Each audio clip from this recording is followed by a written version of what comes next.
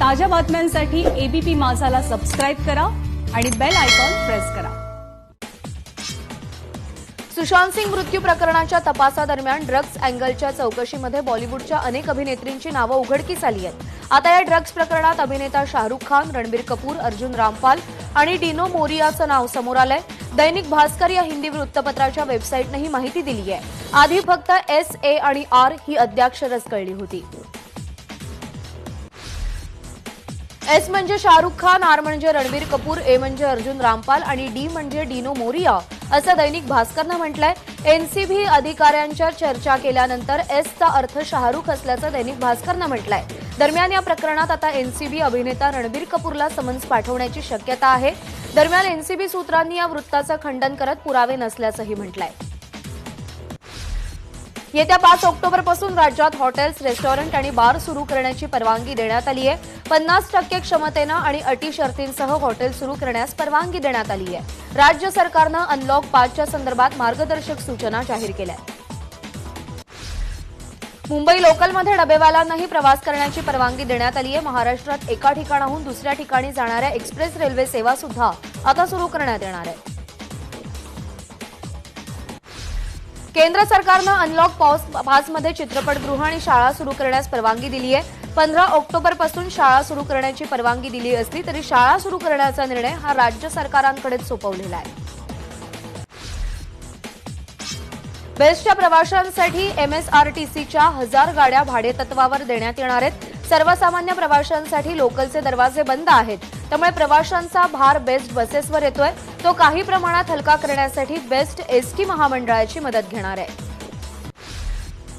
मुंबईतील वाहन प्रवेश आजपासून महाग होणार आहे। मुंबईमध्ये खासगी वाहनांनी ये जा करणाऱ्यांना 5 ते 25 रुपयापर्यंत वाढीव टोलचा भार सहन करावा लागणार आहे। कोरोना काळामध्ये आधीच आर्थिक कंबरडं मोडलेलं असताना मध्यमवर्गीयांना आता टोलच्या रूपामध्ये आणखी एक आर्थिक फटका बसणार आहे। वाढलेले नवे दर 30 सप्टेंबर 2023 पर्यंत लागू असतील। मुंबईतली वाढती रुग्णसंख्या पाहता इमारतींमध्ये कडक निर्बंध लागू करण्याचे आयुक्तांनी निर्देश दिलेत। सील इमारतींमध्ये प्रवेश करण्यावर आणि बाहेर पडण्यावर निर्बंध असतील, तर सोसायटीचे सुरक्षा रक्षक आणि इतर कर्मचाऱ्यांची कोरोना चाचणी करण्याचे आदेश सुद्धा आयुक्तांनी दिलेत। गेल्या वर्षी आरे मेट्रोसाठी तोडण्यात येणाऱ्या वृक्षतोडीविरोधात आंदोलन करण्यात आलं होतं। या आंदोलकांवरचे गुन्हे मागे घेण्याचे आदेश मुख्यमंत्री उद्धव ठाकरे यांनी दिले आहेत। अभिनेत्री पायल घोषनं लैंगिक शोषणाचे आरोप केल्यानंतर आता दिग्दर्शक अनुराग कश्यप मुंबई पोलिसांनी त्याला समन्स बजावले। वर्सोवा पोलीस स्टेशनमध्ये आज सकाळी 11 वाजता अनुराग कश्यपला हजर होण्याचे आदेश मुंबई पोलिसांनी दिले आहेत। 6 डिसेंबर 1992 रोजी अयोध्येतली बाबरी मस्जिद विध्वंस प्रकरणी लखनौ विशेष न्यायालयानं काल मोठा निकाल दिलाय। लालकृष्ण अडवाणी, मुरली मनोहर जोशी, कल्याण सिंग, उमा भारतींसह सर्व आरोपींची निर्दोष मुक्तता करण्यात आली आहे। विशेष न्यायाधीश सुरेंद्र कुमार यादव यांनी या प्रकरणी ठोस पुरावे नसल्याचं सांगत सर्व 32 आरोपींची मुक्तता केली आहे। वादग्रस्त वास्तू पाडण्याचा कट नव्हता, ही घटना आकस्मिक होती असं निकालादरम्यान कोर्टानं म्हटलेलं आहे। त्याचबरोबर तिथं उपस्थित असलेल्या नेत्यांनी कारसेवकांना रोखण्याचा प्रयत्न केला। अशोक सिंघल हे वादग्रस्त वास्तू सुरक्षित ठेवू इच्छित होते, कारण त्या वास्तूमध्ये देवांच्या काही मूर्ती होत्या असं सीबीआयच्या विशेष न्यायालयानं नमूद केलंय। सीबीआयच्या विशेष न्यायालयानं दिलेल्या निकालाचं जय श्रीराम म्हणत स्वागत करण्यात आलं, अशी पहिली प्रतिक्रिया लालकृष्ण अडवाणी यांनी दिली आहे। हा आमच्यासाठी आनंदाचा प्रसंग असल्याचं सुद्धा अडवाणी म्हणाले। न्याय मिळाला अशी भावना मुरली मनोहर जोशी यांनी निकालानंतर व्यक्त केली। मुरली मनोहर जोशी यांनी निकालाचं स्वागत केलंय। बाबरी विध्वंस प्रकरणामध्ये मुरली मनोहर जोशी हे सुद्धा एक आरोपी होते। भारतीय न्यायव्यवस्थेसाठी हा काळा दिवस असल्याची प्रतिक्रिया एमआयएमचे अध्यक्ष असदुद्दीन ओवैसी यांनी दिली आहे। जर हा पूर्वनियोजित कट नव्हता, मग मशिदीचं कुलूप जादूनं उघडलं गेलं का? मशीद कोणी पाडली असे अनेक सवाल ओवैसींनी उपस्थित केले। बाबरी खटल्याचा निकाल आल्यानंतर आणि यातील सर्व आरोपींची निर्दोष मुक्तता झाल्यानंतर देशातल्या अनेक भागामध्ये आनंद साजरा केला गेला। दिल्लीतील विश्व हिंदू परिषदेच्या कार्यालयात कार्यकर्त्यांनी मिठाई वाटून बाबरी खटल्याच्या निकालाचं स्वागत केलं। बाबरी खटल्याच्या निकालाचं नाशिकमध्ये सुद्धा जोरदार स्वागत करण्यात आलं। रामकुंडावर गोदावरीची आरती करून निकालाबाबत आनंद व्यक्त करण्यात आला।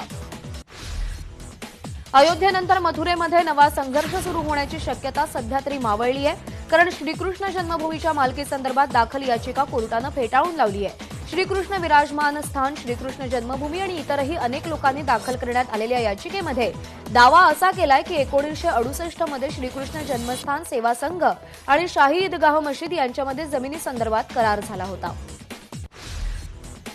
हाथरस बलात्कार प्रकरणाच्या दोषींवर कठोर कारवाई करा असं पंतप्रधान नरेंद्र मोदी यांनी म्हटलंय. पंतप्रधानांनी उत्तर प्रदेशचे मुख्यमंत्री योगी आदित्यनाथ यांच्याशी या प्रकरणी दूरध्वनीवरून संवाद साधलाय. हाथरस बलात्कार प्रकरणी उत्तर प्रदेशचे मुख्यमंत्री योगी आदित्यनाथ यांनी त्रिसदस्यीय विशेष तपास पथकाची स्थापना केली आहे. उत्तर प्रदेशचे गृहसचिव भगवान स्वरूप यांच्या अध्यक्षतेखाली तपास समितीचं कामकाज चालणार आहे. या प्रकरणाचा सखोल तपास आणि वेळेत अहवाल सादर करण्याचे निर्देश योगी आदित्यनाथ यांनी दिले. हाथरस प्रकरणी प्रतिक्रिया देताना काँग्रेस अध्यक्षा सोनिया गांधी यांनी उत्तर प्रदेश सरकारवर जोरदार ताशेरे ओढलेत. हाथरसमध्ये निर्दोष मुलीबरोबर जी अमानुष घटना घडली तो आपल्या समाजावर कलंक आहे. हाथरसच्या निर्भयाचा मृत्यू नाही झाला, तिला मारलं गेलंय. एका निष्ठुर सरकारद्वारे, त्या सरकारच्या प्रशासनाद्वारे आणि उत्तर सरकारच्या उपेक्षेद्वारे तिला मारलं गेलं असल्याची प्रतिक्रिया सोनिया गांधी यांनी दिली आहे. अहमदनगरमध्ये एका पोलीस निरीक्षकावर तरुणीवर अत्याचार केल्याचा गुन्हा दाखल करण्यात आलाय. कोतवाली पोलीस ठाण्याचे तत्कालीन पोलीस निरीक्षक विकास वाघ यांनी एका 26 वर्षीय तरुणीवर अत्याचार केल्याचा आरोप त्यांच्यावर आहे. सप्टेंबर 2019 मध्ये वाघ यांनी जवळीक साधून वारंवार अत्याचार केल्याचा आरोप पीडित तरुणीनं केलाय. दरम्यान विकास वाघ हे सध्या सुट्टीवर असून या प्रकरणी चौकशी करून कारवाई करणार असल्याचं पोलीस प्रशासनानं म्हटलंय. मराठा आरक्षण रद्द झाल्यानं नीट परीक्षेत नंबर लागत नसल्याच्या नैराश्यातून बीडमधल्या विद्यार्थ्यानं आत्महत्या केली आहे. विवेक रहाडे असं 18 वर्षीय विद्यार्थ्याचं नाव आहे. विवेकला नीट परीक्षेचा पेपर अवघड गेला होता. 12वीमध्ये चांगले गुण घेऊन तो उत्तीर्ण झाला होता. त्याचं डॉक्टर होण्याचं स्वप्न होतं. वैद्यकीय प्रवेशासाठी त्यानं 15 दिवसांपूर्वी नीटची परीक्षा दिली होती. मराठा धनगर आरक्षणानंतर आता मातंग समाजाकडून आरक्षणाची मागणी जोर धरू लागली आहे. आरक्षण आणि इतर मागण्यांसाठी अखिल महाराष्ट्र राज्य मातंग समाजाच्या पुणे शाखेच्या वतीनं जिल्हाधिकारी कार्यालयासमोर मातंग एकता आंदोलन करण्यात आलं. शासनाचं लक्ष वेधण्यासाठी पुणे आणि पिंपरी चिंचवडमध्ये आज रिक्षा बंद ठेवण्याचा निर्णय रिक्षा व्यावसायिकांनी घेतलाय. लॉकडाऊनमुळे मोडकळीस आलेला व्यवसाय आणि रिक्षा चालकांच्या आर्थिक परिस्थितीकडे लक्ष वेधण्यासाठी जिल्हाधिकारी कार्यालयासमोर निदर्शनं करण्यात येणार आहेत. सावित्रीबाई फुले पुणे विद्यापीठाच्या शिक्षकेतर कर्मचाऱ्यांचा प्रलंबित मागण्यांसाठी संप सुरू आहे. आजपासून कर्मचाऱ्यांनी विद्यापीठ बंदचा इशारा दिलाय. सकाळी 10 वाजल्यापासून कर्मचारी विद्यापीठात आंदोलन करणार आहेत. दरम्यान विद्यापीठातला कोणताही विभाग आज उघडला जाणार नसल्याचा इशारा शिक्षकेतर कर्मचाऱ्यांनी दिलाय. कोरोनामुळे मृत्युमुखी पडणाऱ्या पोलीस कुटुंबियांना सरकारला मदत करायची की नाही असा प्रश्न उपस्थित होतोय. मदतीसंदर्भातल्या नव्या परिपत्रकात आणखी एक अट टाकण्यात आली आहे. नव्या अटीनुसार कोरोनाबाधित पोलिसाचा मृत्यू जर आयसीएमआर प्रमाणित रुग्णालयात झाला असेल तरच मदत मिळू शकते. तसंच रुग्णालयात दाखल होण्यापूर्वी 14 दिवसात कोरोना संदर्भात ड्युटी केलेली असणं आवश्यक असणार आहे. 4 ऑक्टोबरलाच आता यूपीएससीची पूर्वपरीक्षा होणार आहे. कोरोना संकटामुळे काही विद्यार्थ्यांनी परीक्षा पुढे ढकलण्याची मागणी केली होती. मात्र आता परीक्षा पुढे ढकलली तर पुढच्या वर्षीच्या परीक्षांवरही परिणाम होईल असं म्हणत सुप्रीम कोर्टानं यूपीएससीच्या परीक्षा पुढे ढकलण्यास विरोध केलाय. महाराष्ट्रामध्ये काल तब्बल 19,163 रुग्ण कोरोनामुक्त झालेत, तर राज्यामध्ये 18,317 नव्या कोरोनाबाधितांची नोंद झाली आहे. काल दिवसभरात राज्यात 481 कोरोनाग्रस्तांचा मृत्यू झाला, तर सध्याच्या घडीला राज्यामध्ये एकूण 2,59,000 ऍक्टिव्ह रुग्णांवरती उपचार सुरू आहेत. मुंबईमध्ये काल 2,654 नव्या कोरोनाबाधितांची नोंद झाली आहे, तर तब्बल 46 जणांचा कोरोनामुळे मृत्यू झाला. गेल्या 6 महिन्यातल्या एका दिवसातली ही सर्वात मोठी रुग्णवाढ आहे. दरम्यान 2,066 रुग्ण एका दिवसात कोरोनामुक्तही झाले. रशियामध्ये दुसऱ्या कोरोना लसीचे मानवी परीक्षण पूर्ण झाले. रशियातली वृत्तसंस्था RAIनं ही माहिती दिली आहे. याची लवकरात लवकर नोंदणी केली जाणार आहे. यापूर्वी 11 ऑगस्ट 2020ला रशियानं पहिल्या कोरोना लसीची नोंदणी केली होती. कोरोना काळात लोकांना बेघर होऊ देणं अयोग्य असल्याचं मत मुंबई उच्च न्यायालयानं नोंदवलंय. पिंपरी चिंचवड महापालिकेतल्या नदीपात्रातलं अतिक्रमण तातडीनं हटवण्याची मागणी उच्च न्यायालयानं फेटाळून लावली आहे. तसंच हायकोर्टाचे सर्व अंतरिम आदेश महाराष्ट्र, गोवा या दोन्ही राज्यांमध्ये 31 ऑक्टोबरपर्यंत लागू राहतील असं स्पष्ट करण्यात आलंय. कोल्हापूर महापालिकेचे आयुक्त डॉक्टर मल्लीनाथ कलशेट्टी हे काल चक्क सायकलवरून शहरात फिरताना बघायला मिळाले. महिन्याचा शेवटचा दिवस नो व्हेकल डे पाळावा असं आवाहन आयुक्तांनी नागरिकांना केलं होतं आणि त्याची सुरुवात आयुक्तांनी स्वतःपासून केली आहे. आजपासून ताडोबा व्याघ्र प्रकल्पाचा कोर झोन पर्यटकांसाठी खुला होतोय. तब्बल 6 महिन्यानंतर ताडोबा पर्यटकांसाठी खुलं होत आहे. 18 मार्चपासून कोरोनामुळे ताडोबातील पर्यटन बंद करण्यात आलं होतं. काही अटी आणि शर्तींसह हे पर्यटन आजपासून पुन्हा सुरू होत आहे. केंद्र सरकारच्या कृषी कायद्याची अंमलबजावणी करणारा अध्यादेश अखेर राज्य सरकारकडून स्थगित करण्यात आलाय. यामध्ये काँग्रेसची आक्रमक भूमिकाही कारणीभूत ठरली आहे. अध्यादेशाला स्थगिती दिली नाही तर कॅबिनेटला अनुपस्थित राहण्याचा इशारा काँग्रेसकडून देण्यात आला होता. लातूरच्या औसा कृषी कार्यालयात पीक विम्यासाठी शेतकऱ्यांनी ठिय्या आंदोलन सुरू केलंय.